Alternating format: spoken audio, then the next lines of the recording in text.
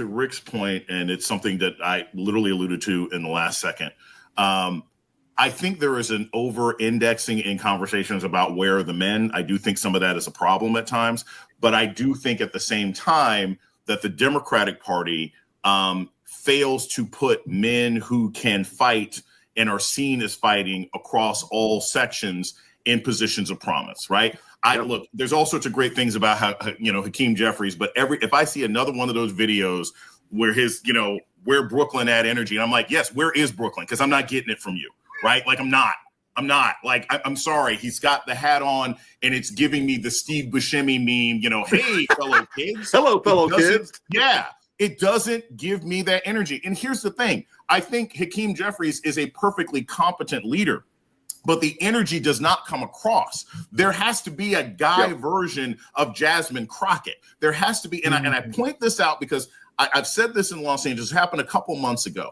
I went to the rally with Bernie Sanders and AOC, right? And I pointed out, as unpopular as it may have been, I'm not a drone, okay? But I'm in downtown Los Angeles. I counted the number of Black people that I saw there, and there weren't many, okay? And as great as AOC can be, you have to have a Gen X millennial guy out there, somebody who's Beto O'Rourke with more substance. And until you get that, and this is not to diminish Jasmine Crockett or AOC or any of these people who are fantastic, but you have to have a diversity of messaging, right? We've got the Republicans have Marjorie Taylor Greene and they had JD Vance. They have lots of different kinds of people, and there's not, and maybe it'll be Ruben Gallego, I don't know, but there is not a millennial Gen X Latino man out there talking. There's not a millennial Gen X Zoomer Black man out there talking to anybody. All they've got is Pete Buttigieg. And while I think I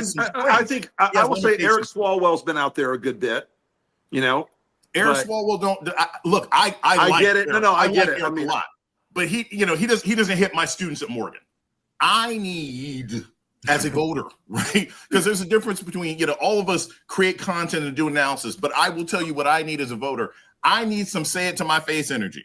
Right. Yeah. And you don't get that from any of these people. You don't get if I've got coworkers, and it's funny, I know I'm gonna mischaracterize it, but Michael Harriot said this a while back with Al Green, right? He said, look, if we all at the club together and I get thrown out and y'all stay, we ain't crew no more. Right. Right. If you have a friend, why the hell you ain't leave when I got kicked out? Thank you. I got drunk on my neck. You still sitting in the club dancing. Thank you. Your friends are like, but I just ordered my drink. Then those aren't your friends. They're not your friends, baby. So we've seen what this party is about. We've seen it. So all the conversations about, well, should he be the leader? Look, he probably will be. Like I said, I don't really talk about 2026. We have seen the mettle of this party, and it has been found lacking. And yes, I'm using sort of the funny metaphor, but that's the energy that people see. That's the metaphor to people. Everybody understands that those aren't really your friends if they don't leave with you. And the American people see that, and they're like, well, if they can't be down for each other, if they're seeing their colleagues get arrested and they're like, we're going to send another strongly worded letter, then I know they're not fighting for me. Right. Jason, that is the difference between the D and the R. Yep. The R, they're going to be down. Using the club analogy, if Donald Trump get kicked out of the club, the whole crew is leaving. But they burning the club down. The club is dead. There's nothing left the next day. It's rubble. It's over. They burn it down. I keep pointing out to people, and I have said this in numerous and sundry places. I'm not a historian. I don't play one on TV. But anybody who is thinking that no one in the history of this planet has ever voted themselves out of a dictatorship.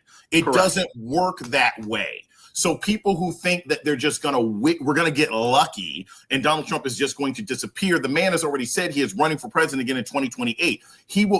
I don't care if they got a weekend at Bernie's his ass. That's what they're going to do, right? Unless he is not alive, he will stay in the White House. He's already shown that he'd use violence to do so. So rather than people thinking this naive thing of like, I think, again, strategically, sometimes the Democrats think, hey, we're going to treat the Republicans like the gang that can't shoot straight. They'll hurt themselves. You ain't that ain't it, boss. Wife, I want to make this clear, like, to everybody. I think I said this on Clay Cane's show. You ain't going to get your husband by saying, you know, I'm just going to wait until his boyfriend mistreats him so bad he'll come back to me. That's not how it works. Right. Okay, you've got to go out. That ain't this world. That ain't the world we live in. Honey, go get your man. Yes. Like the Democrats have to go get the voters. You can't say, I'm just going to wait until you feel so bad about the person that you're with that you choose me, because I'll just stay home on the couch. And that's what people do. Like, so that part makes no sense. 100%, Jason.